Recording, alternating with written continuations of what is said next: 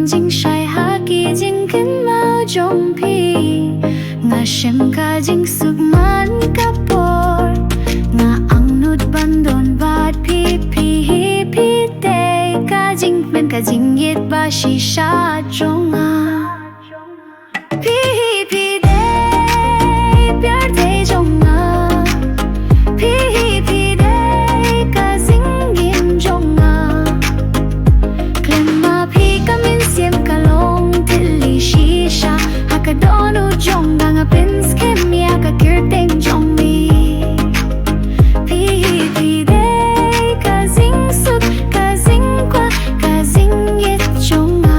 wadong pat khom lei la jong klem ma pi ngalong ma re la da don ma pi ka jingim ka dap dap ka jing kyr ku ka